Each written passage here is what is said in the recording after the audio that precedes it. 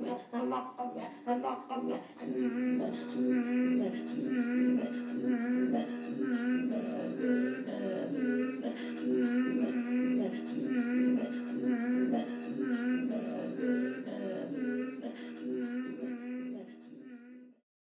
name is Michael Asch. I'm a retired professor of anthropology. I'm living now in Victoria, and my earlier career was at the University of Alberta in Edmonton, but I've been here for nearly 20 years now, and I'm looking forward to having this conversation, and I really appreciate the opportunity that's been afforded to me and my colleagues to share with you something about our histories. Okay. Great. Well, you're most welcome to tell us about your background. Right. Now, the way in which this has been organized, which I really do appreciate, is chronological, and it starts with a very personal level of things, and I think that's really good. So here's a little bit about me and how I ended up being in anthropology. So I was born in 1943, which was in the middle of the Second World War. My father owned a record company, which later on became a record company called Folkways Records, which was a very well known, in fact, is still very well known for doing folk music and other kinds of music, as well as sounds and all kinds of things. But it was political in the sense that it was in the United States at that time, and I grew up in New York City. There was a period, the McCarthy period, in which there was an awful lot of prejudice against people with progressive views.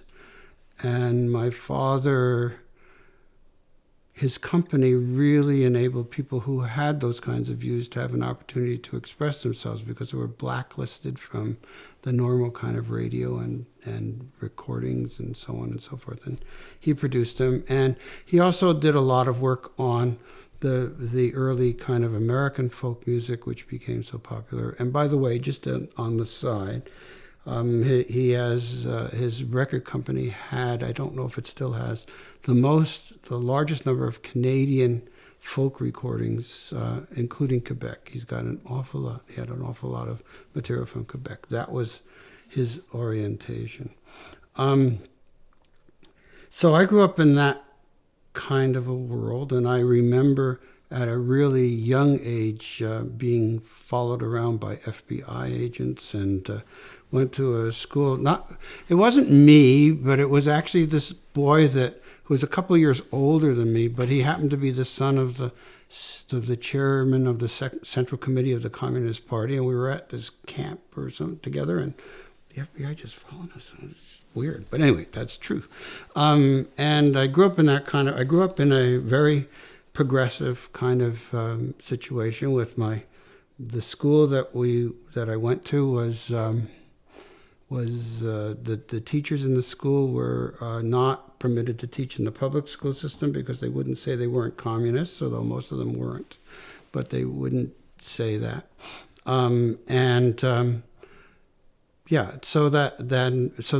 That's kind of, if I had to do it really quickly, that's kind of the beginning. And some people might say that's where I might have started to want to be an anthropologist. I'm not so sure, but it's a good story. Because I think I wanted to be an activist because of it. And anthropology ultimately became a way for me to do this, which makes me kind of different as an anthropologist, I think, or an academic than most academics are. And I'm okay with that, but it is different. After high school, I went to the University of Chicago for my bachelor's degree. And the University of Chicago was the kind of university in which you didn't declare a major until your third year, that they gave everybody the same education for the first 2 years. And I wanted to be a political theorist, but I didn't have enough credits to graduate in 4 years. So I decided to take a course in anthropology. And I was really lucky because that first course I took was with a man named Saul Tax. And Saul Tax was an activist anthropologist, worked with indigenous peoples in the United States. And I remember that in the first class, in the middle of the whole business where people were all believing that the Indians are going to die off really quickly, the assimilation, they're going to change. He said, the Indians are going to be with us for 1,000 years. We have to learn how to deal with this fact. So that really struck me. And that really got me thinking, this is where I want to spend some time in my life. So after university, he asked me if I wanted to go on to graduate school, and I said no. I'm an activist. I want to do something.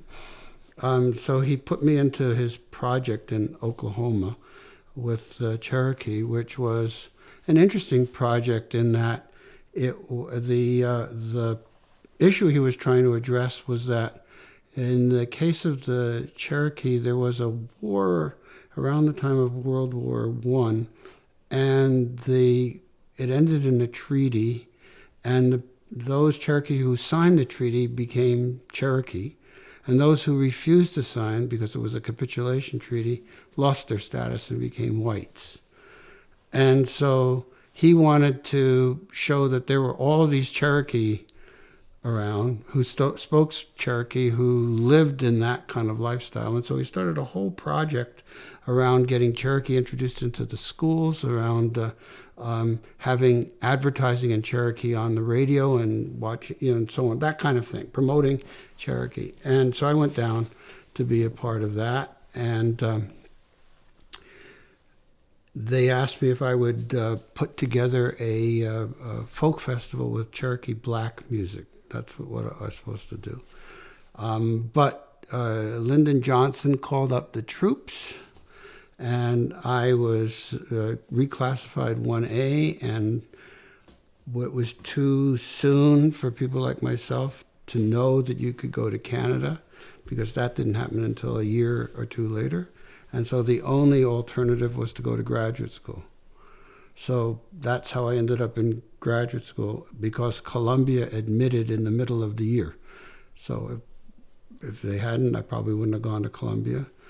And I might have become a psychologist because the father of my roommate at university was the chair of the psychology department at USC, and he said, well, if you can't get in anywhere else, I'll help you. So who knows? I could have been a psychologist. I mean, I didn't really care. The whole point was to stay away from Vietnam. So I went to Columbia. And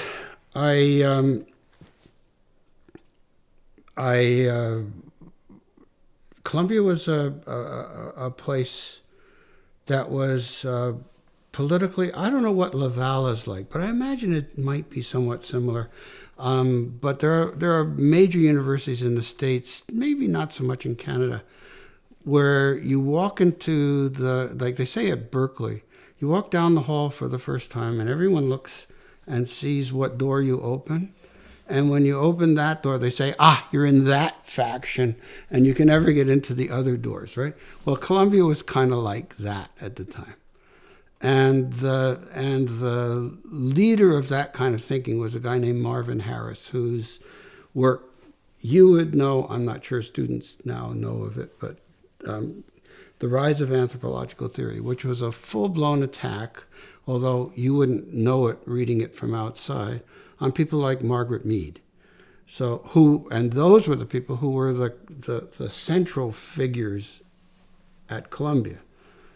So it was a fight between those two. And it was a kind of a fight between a sort of a Marxism, which is the way I put Marvin Harris, and a progressive kind of anarchist position, I think is more like the Margaret Mead position. And I took one look at that and literally said, I cannot survive this place. The whole point is to stay out of Vietnam. I can't survive this place unless I find a topic that's not going to be political and that no one's going to care about. And so that's why I chose music.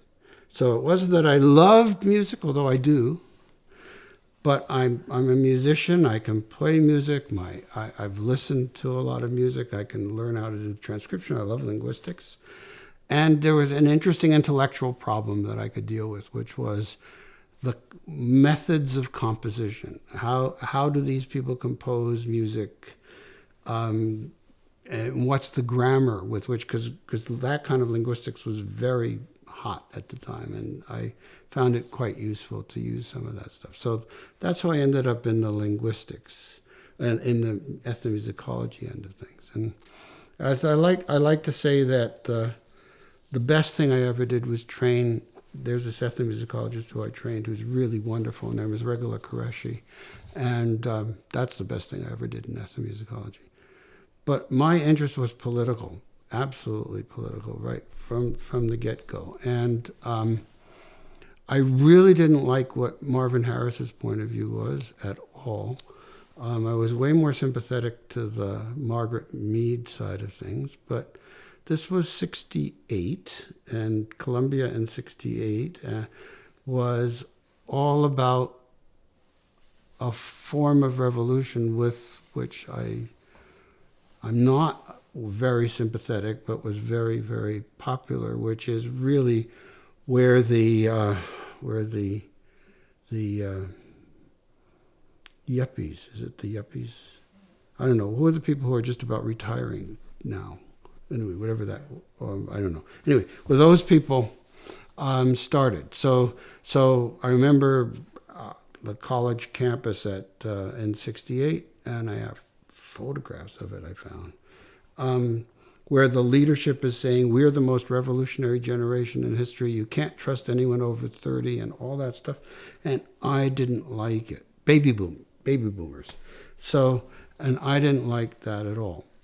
But Marvin would say, if you don't believe in my theory, you're for the war in Vietnam. So everyone was kind of scared to confront this kind of thing, because that meant he'd flunk you, and then you would be in the war in Vietnam. It was really, really scary. I had a graduate student colleague who, Columbia had this thesis that you don't write a master's thesis unless you're in trouble. So I can't tell you what my master's thesis was about, because at Columbia they said no. That was the consolation prize. We'll give you a master's and we'll send you to one of our satellite schools like Binghamton or one of these other schools where you can get a PhD there, right? So one of my friends, they did that to him, and that was when the profs at Columbia realized that just sent him to Vietnam, because once you got the degree, you lost your student status and off you went. So, yeah, so that was that part of it. So anyway, so I try to stay out of all of that.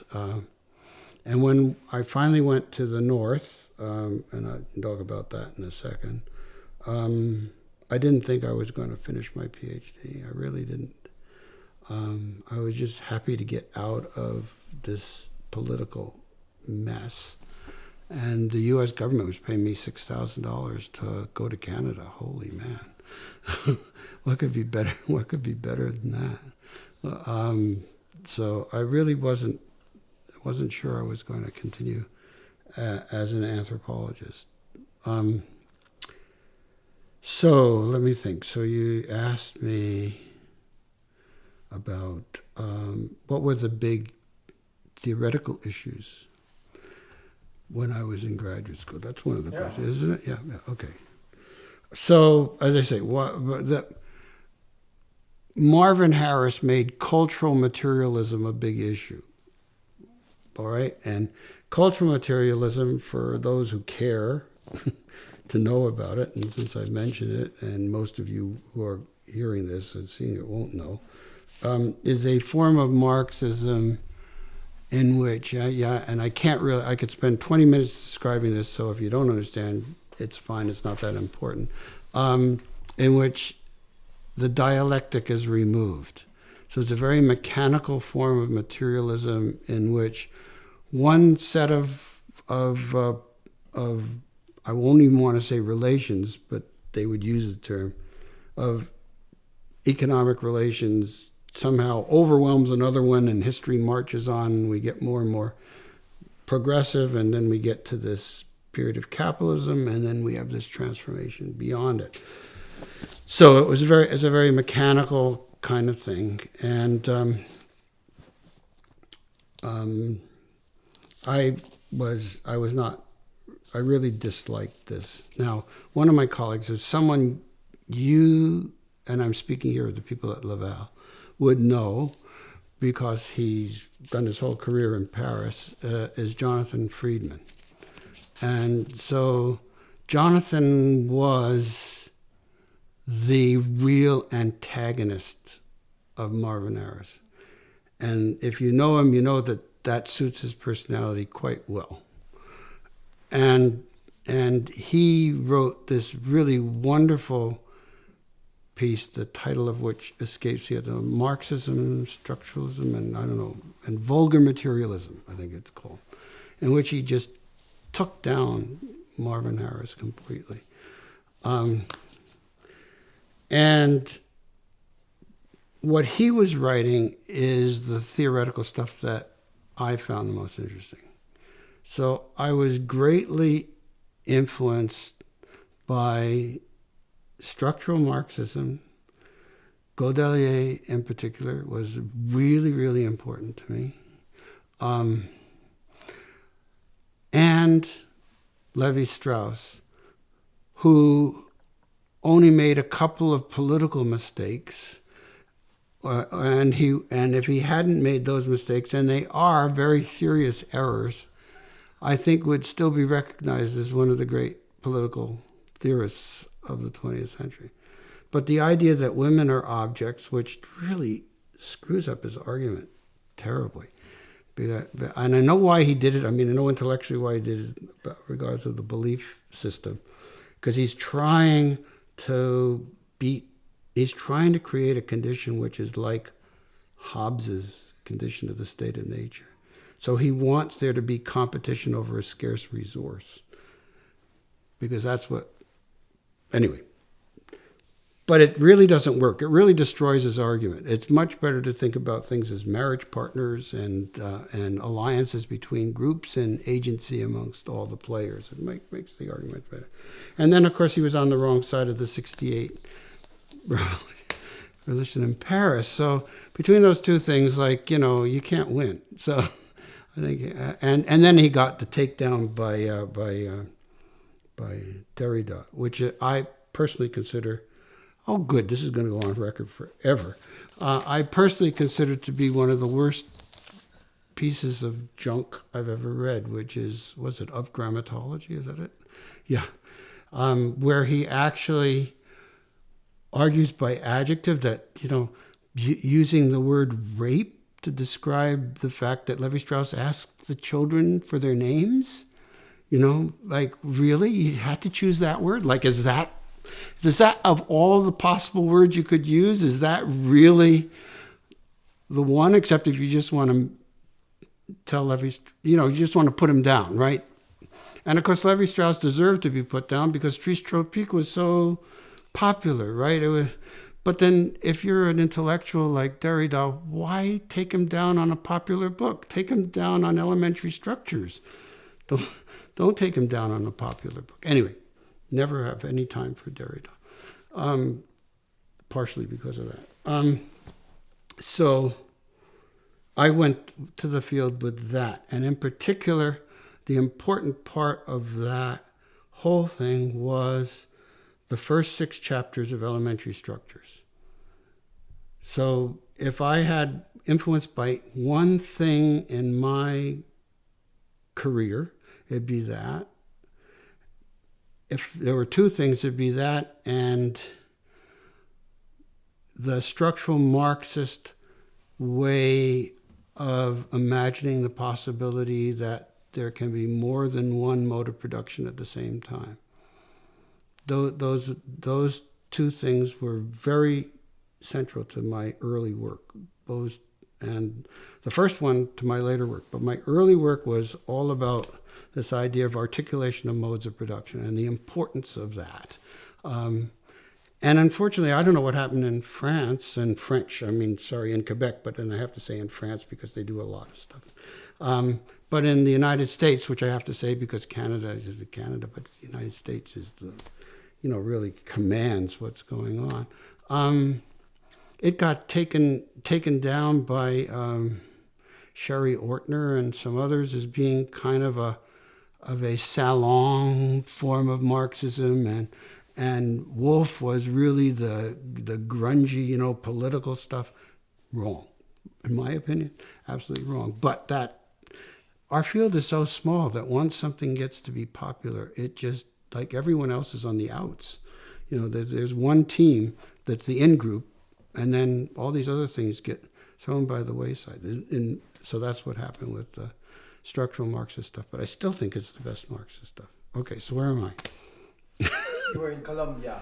I was at Columbia. No, but where am I in terms of time and what influences on you? So those were the main influences.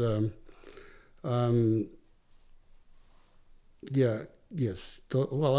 I can't say that there were any other. Well, no, there was one other, and that was a guy named Harvey Pitkin, who was a linguist, really, really, really good linguist, who was one of the earliest, I don't want to say supporters or critics, one of the earliest analysts of Chomsky's linguistics.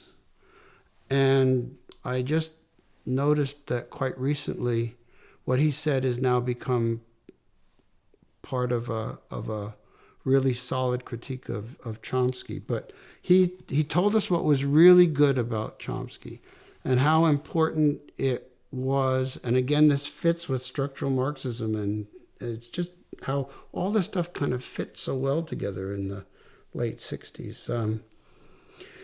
How language is a system of systems, and that the mistake that the earlier grammarians had is that they assumed it was one system and that you couldn't get from the word to the sentence, to not be linguistic about it. But that if you start with the sentence as a separate system, then you could do a good analysis of how language is organized, right? And that really was important because, again, that was like articulation of modes of production. You can look at each of these and then ask how are they articulating with each other, rather than assuming that you're living in one mode of production and how are people accommodating things. Anyway, it made it much easier to understand that. But he also said that Chomsky made the same mistake that Lévi-Strauss made when he moved away from social organization, that somehow these were true universals and that the human mind actually worked this way. He said, no, these are good analytical techniques to understand what's going on, but the human mind is way more complicated than that. And we certainly can't assume, as Chomsky does, that if the human mind is universally the same, then the only language we need to study is English, because if we study English, we'll study every possibility, which was exactly where Chomsky ended up his argument. So he was really good. So he really influenced me. So those were my big influences in anthropology. I guess I could go on and say the gift. I've always considered the gift to be really, really important. And what I had that was quite lucky is just before I went to do field work, the English translation of Elementary Structures was being published. And my supervisor, Robert Murphy, was the American reader of the translation that Needham had done. Now, no one knew it in French. I don't know if you guys, you're younger than me. I don't know if you guys knew it in French. So as far as I know, there are like 600 copies of this book. And we knew it in English through something by de Jocelyn de Jong, who wrote this thing. And so we thought it was about circulating connubiums and so on and so forth, right? Stuff like that. Not a deep theory piece. And so my profs who are Abe Rossman and Paula Rubel taught the class in social structure. They got a hold of the English translation. Like if the course started in January, on about February 5th, and we dropped everything. Like the Jocelyn Young went out the window. Everything went out the window when we started to read this thing. And it was revelatory. It was really so different than what anyone had ever thought that this book was about. And that was the eye-opener, to see what he was doing. And I have spent 30, 40 years trying to figure it out. Yep. Trying to figure out where it fits. And I've concluded that it's a direct response to Hobbes's notion of the state of nature. It's the best response to Hobbes's notion of the state of nature. Because not that a lot of people haven't tried, there's Rousseau, there's all kinds of people, but he actually gets inside of Hobbes's argument and shows where Hobbes is wrong. But he also explains the most important thing that Mauss doesn't explain, which is, well, why do you give anyway? For Mauss, it comes from, it's really beautiful. His argument's really beautiful, right? It's le don. It comes from inside. It's a gifting of some kind. It comes from inside, or it comes from the object itself, right? Which is beautiful, but not very satisfying to a Western mind. And Lévi-Strauss said, well, you make an agreement. The incest to do forces you to make an agreement, and then you there's one contract you're going to keep, and that has to do with exchanging marriage partners. And so you have to give because you can't keep, and you don't have to put it in any kind of a humanistic, spiritual kind of sensibility. So I think that's really, anyway, enough.